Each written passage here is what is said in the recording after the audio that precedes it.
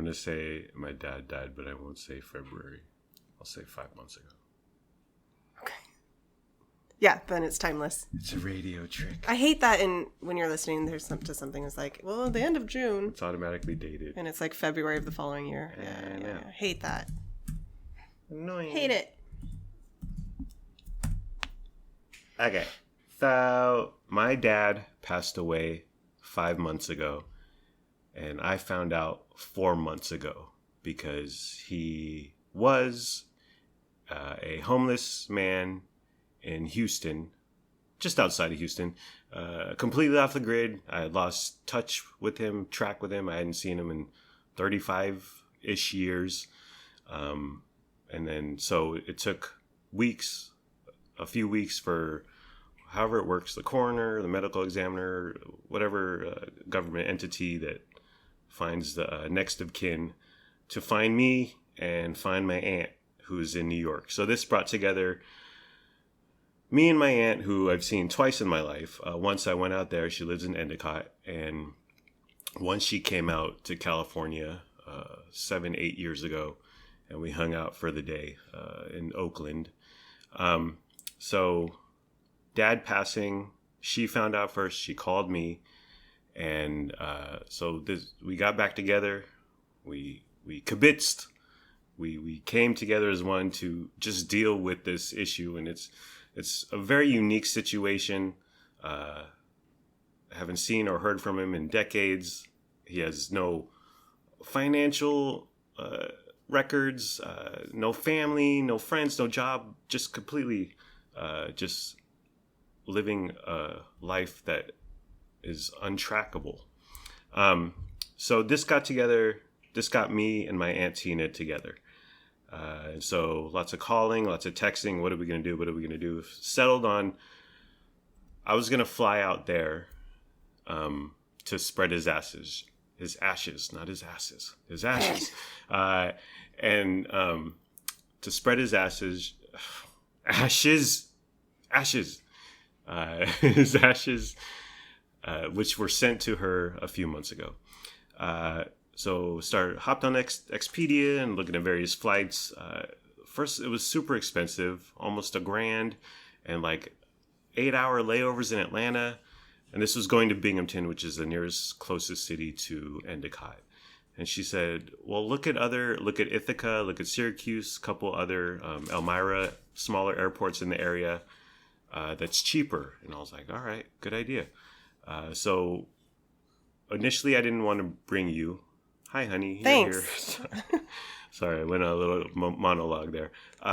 Because first was cost, and second was, you don't know my dad. I barely know my dad. I knew him a long time ago. You don't know Tina. You never met Tina. So I was just like, I feel like I should do this on my own. You would just be in the way.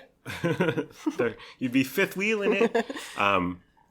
But the more I thought about it, like, I wanted you to come be a part of this experience. I want you to see my Italian side. And I just want you there as my partner, and I would miss you like crazy if I was out there by myself. And we're a 1-2 punch. We're a team.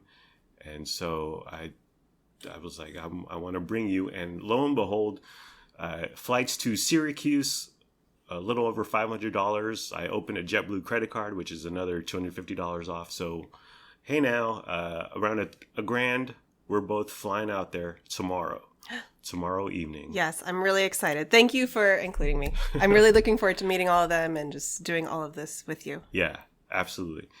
So we're flying to Boston, and then we have a 4-hour layover, Boston to Syracuse. We will arrive there tomorrow. And we will arrive there about 11:26 a.m. Hopefully everything goes good. So what do we do with our 3 kids, Lennox, Luna, and Frankie Blue Nicholas, our cat? Thankfully, your parents are always willing to jump in and just take on the burden, pitch in, help out. They live a little ways, about 35-ish minutes from us. But so they're going to come grab Luna and Lennox, take them to their place for Monday, Tuesday, Wednesday. Come back to West Sacramento Thursday and Friday. Is that how it's gonna? Yeah, pretty much. So half of the time out there, half here. Yeah. And oop. So preparing your parents, Liz and Alan, to take care of the kids. I said we should like print out Google Maps of all local McDonald's and Taco Bells because your parents like to spoil the kids, their grandkids, and that's wonderful, as they should. But I predict McDonald's and or Taco Bell once, maybe twice a day. That's what the kids are hoping for. Another local favorite is Cold Stone. Yes. I think they'll hit that up. Yeah, it's hot. They do good ice cream. What about, so they're going to stay here Thursday and Friday. Wednesday, Thursday, and Friday? Yes. Yeah. Wednesday and Thursday, Friday. So initially, like, they didn't want to sleep on our bed or in our bed. They were, like, going to bust out sleeping bags. Describe this whole situation, this evolution, honey. I was telling them, you can sleep in our bed, make yourself at home. Oh, no, we don't need that. We'll sleep on the couch. Yeah. I was like, no, I insist that you get a good night's rest. Yeah. But then they were like, well, we'll sleep on top of your covers because it's going to be hot. Okay. Yeah, they might sleep on top and just throw a blanket over themselves. I am washing all of our bedding. Yes. As soon as I wake up in the morning The tomorrow. day we're leaving. Yeah. The day we depart. Yeah. So even if they don't get inside the bed, at least it'll be fresh for them. Yeah. What about us? So, because we're coming back Friday evening, we arrive at 8 p.m. ish. We'll get here 9ish, hopefully. Are you gonna wash all of our bedding at 9 p.m. till 3 a.m. or No. is it just gonna be like a free, like, we're dirty, who cares? We'll sleep. We'll get some Liz and Allenness on us, and then you could wash the covers the next day. I will wash our bedding again the next weekend. Okay. We have tons of food in the fridge, tons of food in the cupboard, cabinets. But I still feel like they're going to hit up Rayleigh's on West Capitol Yeah. like 14 times over 3 days and spend around $300. Do you think that's a possibility? Yes. They're definitely probably most likely going to hit up the Nugget, the Target, Yeah. Suki Sushi. Yeah. But I want them to feel like they're coming to like a really nice Airbnb. That was my vision. Yeah. So we went grocery shopping this weekend. Our cupboards are stocked. Yeah. I got snacks. I bought some stuff I usually wouldn't. Yeah. Because I just want them to have lots of options while they're here. Yeah. I feel like they're substitute teachers, and so the kids see them as an easy target, and that's fabulous. Like if they get a bunch of McDonald's and Cold Stone and Taco Bell, I think that's great. So I would just warn all local McDonald's to prepare your McFlurry machines. We got a neighbor to care for Frankie Blue Nicholas on Monday and Tuesday. She's going to stop by and feed Frankie, scoop his poop once a day, twice a day? Twice a day. Okay. And I offered $50 just for, and she didn't want it, but I was like, I'm going to give it, it's a thank you. We appreciate you. $50 if you come Monday and Tuesday and feed and scoop the poop. $75 if we get back and Frankie's still alive. And $100 if we get back and Frankie's gone missing. Am I right, honey? Talk about all the cleaning you've done, honey. You cleaned both bathrooms. I deep cleaned both bathrooms, showers, all the mats, the shower curtains. I cleaned the toilets. I wiped down all the mirrors. Yeah. Because it needs to be pristine for my parents. Yeah. And I want them to feel like they're staying at the Hilton in the fancy city somewhere. Four Seasons. But your hands were dry from too much chemical and they hurt from too much elbow grease. Is that, I see that here in my notes. My hands were so sore for 24 hours. Achy fingers. And I also breathed in a lot of cleaning fumes. So I was sick. Yeah. And every time we showered, you were like, I wish we didn't have to shower. That first shower after you've cleaned is just heartbreaking. Yeah. You feel like you're undoing all your hard work. Do you have the chore list, honey? And oop. In our absence, in their stead, you have made them a chore list. My, how the tables have turned. You're assigning them chores. They used to assign you chores 30 years ago. Go through what you expect them to do, what they need to do to keep our home in pristine condition. So the most important thing is to make sure they get our trash cans out for trash day. Yeah. I made little notes. I drew a diagram. Walk down to the end of the building. Look out for the neighbors' cans. You can't miss it. But very important that they get both the cans out there. It's like a Mission Impossible document. You go over here, you take this out, you then scurry over there. I need them to look out for packages because we've been ordering stuff for some reason. Yeah. And we're on vacation. We're getting a bunch of stuff delivered. Yeah. So packages coming. They got to get the mail. We're leaving them the mail key. I told them which box is ours. Okay. They got to walk down there and get that every day. Yeah. Also very important.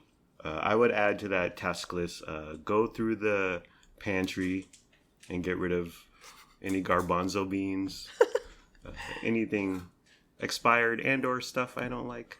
Any like canned green beans. And oop. I would also say dust the bookcase. Oh my gosh. Which we've had for 2-ish years, and it's never been completely top to down dusted, right? I dust around the books and the knickknacks. Yeah. But I really need to take everything off and do a thorough dusting. Yeah. My note to my mom and dad is... And oop. My note to my mom and dad is, if you see something, do something. If you see something, say something. If there's a speck of dust, feel free. Feel free to hit it up. Yeah. Well, bookcases are a pain in the butt to dust because we have many books and trinkets. We got the the air sprayer. Oh, that doesn't really work very well. Right. It sucks. it's a big ripoff. But yeah, I would say dust the bookcase if you can, Liz and Alan. Replace the kitchen backsplash. Now listen, I've hated the kitchen backsplash since we moved in. I blame Judy's Zone. We didn't like the chandelier. We recently got a new chandelier. Love it. But the kitchen backsplash, you got to pull the oven out. That's a whole deal. We're actually going to schedule an appointment with our handyman. Yeah. I'm not saying you have to, but you have to. Grandma Teen would suggest hiring through Lowe's because you have a giant corporation backing their work. And Liz Fisher, stay off the dark web. Okay. Just saying. And then if I can address Alan Fisher directly, one, thank you for letting me marry your daughter, although you didn't have a choice. And two, you stay away from my guitar and you stay away from my beer. Okay? You're not Tom Cruise, and this isn't risky business, Alan Fisher. Actually, the bottom drawer in our fridge is full of sugar and caffeine and alcohol. So just steer clear of the bottom drawer, Liz and Alan, and you'll be safe. The other thing that's probably going to be the biggest thorn in their side is a lot of our lights you have set up to be like quote unquote smart lights. Yeah, voice command, yeah. You can't use a switch. You can't do the little dial on the lamp. You have to say, Echo. Yeah. Turn on fairy lights. Yeah. And all our lights have these fun little names you've given them. Right. Hey, Google, turn on a thick owl. We got the thick owl. We got the vintage lamp. We have the fairy lights. Yeah. Well, there you go. We have lover light. We have boo-boo light. So hopefully they can figure all that out. When your dad first saw this, he was like in awe. He was like walking into Epcot Center in Disney World. What about grooming, honey? For our trip, I've shaved my chest. You shaved my back. I didn't shave my legs because I am going to see my Italian side. So I left a little leg hair down there. I did my eyebrows, my nose hair today. You saw Hazy, your hairdresser lady. Yeah. You did a big appointment. And then you shaved your legs today. I did just shave my legs. They're super fresh. And then you're going to shave them again in Endicott. I'm taking a razor in case I need to wear shorts. Shaving your legs, well, first, I don't know how you women's do it. Women's be shopping. Women's be shaving, am I right? But in I can see it doing it at home, but in a foreign land, in just unfamiliar territory, it's quite the voyage. Are you nervous? Are you for sure 100% going to shave your legs? Because it's going to be low 80s there, a little humid. Are you? But you're wearing. You got some shorts. Nothing is a certainty, which is why it's overwhelming trying to pack everything. Yeah. I brought at least 2 weeks worth of clothes, all my toiletries. I don't know if Aunt Tina has a hairdryer that I can borrow. I don't want to pack my whole get up. Yeah. The humidity is what scares me. Yeah. I'm not used to that. I don't know how to dress in it. I don't know what to expect. Right. Yeah. And we're going to Trout Ponds, which is a park of some sort, to spread my dad's ashes. So we're going to be in the sun for a while. You bought some sunscreen today, a travel size. Not sure what to expect, but we'll probably be a little musty, but that's fine. So this Aunt Tina got her bathroom remodeled, and this has been going on since we started communicating and months dealing with my dad's passing. And it's been just contractors and subcontractors and due dates and money and just people know the deal. But and she said during this process, because it needs to be done for us to stay with her. And I was like, we can get a hotel room. But she was like, no, stay here. So it's been back and forth with her contractor guy. But she said that a bathroom remodel really tests your marriage, like really tests the bonds of your love, like no other. But thankfully, the bathroom was finished a week ago. Doors were put on yesterday. My Uncle Richard was literally hanging the shower curtain. Aunt Tina sent a picture yesterday. So it is ready to go. But we're a wipes family, honey. We're a flushable wipes family.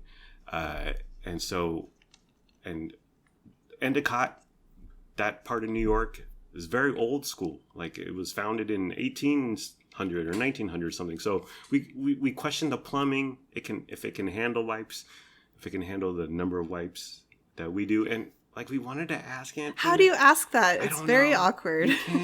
You can't. So we're bringing some, but we might just be a TP. Team TP. We're going to have to rough it for the week. Yeah. I think we should just go with whatever they have. So if there's wet wipes in the toilet, in the bathroom, we'll know it's okay. But we just got to use what's provided for us, I think. Okay, yeah. That 1860 plumbing, I hope they've upgraded it, or I'm not sure. I'm a little nervous. I'm hoping not to do that at all. Okay. When I come back, when we come back to Sacramento, I want to come home, throw my things on the floor, do that, take a shower, and then go to bed. What about packing, honey? You have packed a lot. I've packed very little. I haven't completely packed, but I'm gonna keep it simple. But you got like, you're ready to go to like the Met Gala, but then you're also ready to go to like a picnic in the park. Are you nervous? Did you fill up your whole thing? I could barely zip it shut. Really? It's overstuffed. Okay.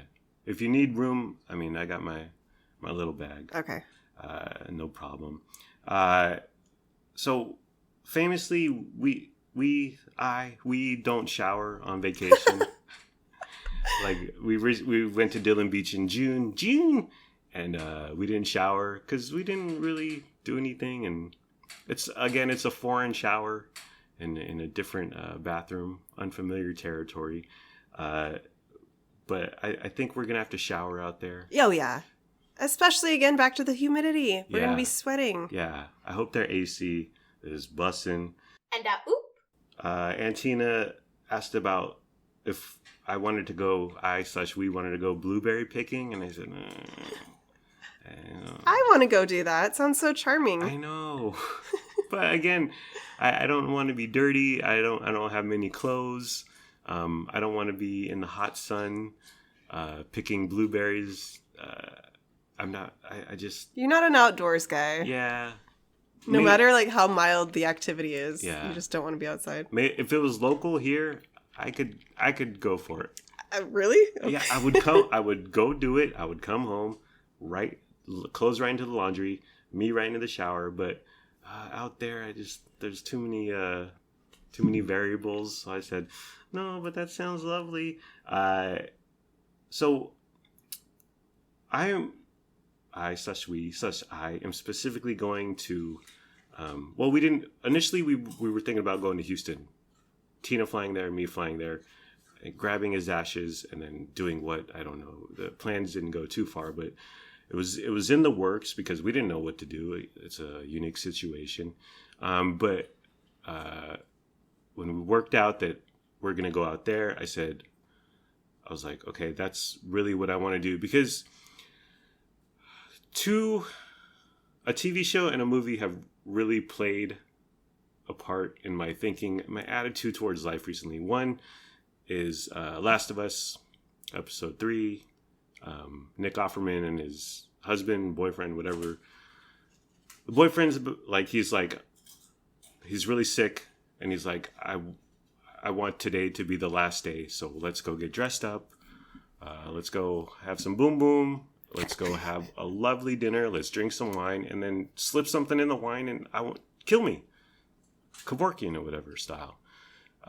So that's how he wants to spend his last day, just eating good food, drinking some wine, and with the people he loves. Also, Don't Look Up, which was Leonardo DiCaprio, Jennifer Lawrence, Netflix, directed by Adam McKay. The end of the world is coming. It's an okay movie, whatever. But the end of the world is coming. What do? They get together and they have a fantastic dinner and they drink wine and they're with the people they love. So I'm just like, that's what I want to do in my precious fleeting life, is just try to have as many moments like that as possible. Good food, good wine. I want to laugh with my Aunt Tina. I want to cry with my Aunt Tina, but I want to spend quality time with her. And in the whole rigmarole of the last few months, there's been possibilities that she's like, well, I'll be out in California in 2024. And I'm like, okay, that's really far. And then, well, the ashes are just gonna stay in a box. And I said, but so I just really want to break bread. I want to have some wine, or beer, some local micro brews in Endicott, New York. And I just want to spend quality time with them. So thank you, Last of Us, which was mostly a trudgery show. It was a chore to watch, a task to watch, and Don't Look Up, which wasn't great, but those two moments just really stuck with me. And we have these opportunities less and less as we grow older. But yeah, that's what I want to do. So Antina has it planned out. We're going to the trout ponds. We're going to a park in Ithaca so I can meet some other family members. And she said there's going to be, she's cooking dinner. My cousin Emily, her husband Kai, is a chef, and he's cooking Korean food one night. So I was like, this sounds fantastic. I want to eat all the pasta you can dish out. I want to get drunk AF within reason. We haven't drank in a month, partly because we wanted to drop a few lbs, okay? And we also stopped eating out. So I really want to take this time and just have a few, tip back a few, as they say, a wine glass or four. Oop. Another thing that's difficult to ascertain via text message was your aunt and cousin who you barely know and live across the country. Emily's actually in Vancouver. They're flying out soon. Is what the booze sitch is like, okay? I sent them my preference sheet, like in Below Deck. But so I'm like, hey, Emily, do you drink? Just so I can get a clear picture on what's going on here. And her and Kai don't drink. And I was like, all right. But so I turned it to Aunt Tina, and she's like, yeah, I like wine. Uncle Richard likes beer. So I think that's going to be good. I wish Emily and Kai drank, but whatever. That's fine. It's going to be a good time. So what to say about during my dad's ashes or before my dad's ashes spreading? First of all, this trout park, pond, whatever, It's beautiful. It's like idyllic. It's got a bridge that my dad used to jump off with his friends back in 70 years ago. It looks lovely. But I want to say something, but I don't know what to say. Should I write it down like our vows, honey? And oop. Though, do you think I should say something, honey? I think I should say something. And yes. It should be prepared. Keep it short. Keep it simple. Now, again, back to the unique situation. My dad was in Endicott, New York for about 20 years. I won't get specific, but he did some bad things and he got involved with some bad people. Went out to California for a new life. So these people's memories of him are 50-ish years old. And they may be sparse because he kind of came and went and he did his own thing. He wasn't really a family man in his teenage years, young adult years, and then he took off. So I don't know really what to expect. It is a unique situation. It's going to be interesting, and it's sad that there's not going to be anybody who knew him in the last few decades of his life. Right. But we can, not me, but you guys can talk about what memories you do have. Yeah. You can kind of get to know him through each other. Yeah. Yeah. You're all family. Yeah. Well, back to food and alcohol, although we'll be at a park in the middle of the day. But I will write something out, some ideas. I'm spitballing here, honey. Let's put this yeast in the oven and see if it rises. Put this dough in the oven and see if it rises. I was going to start out with marriage. Marriage is what brings it. No. We could all buy like 40 ounces of Old English and St. Ides. And I could say, pour one out for the homie. Rip. Or I could go with the classic. So this happened. No. Whatever you say, I'm just going to laugh really loud. Well, I want there to be laughs, but I also want there to be tears. So okay. I want to laugh. I want to cry. It's like the Drake song. But anyways, so we're headed out there. And I'm excited to see. I saw Emily when she was like a baby, when she was 1, like she was almost freshly born or whatever. I was 12ish, 13. So this will be a new thing for me, and we've been communicating a lot. And it's very odd. Like we just have like a back and forth rapport, really good, and she's really funny and witty. And yeah, I get to see my aunt and my uncle, my Aunt Tina, my Uncle Richard, get to meet Kai.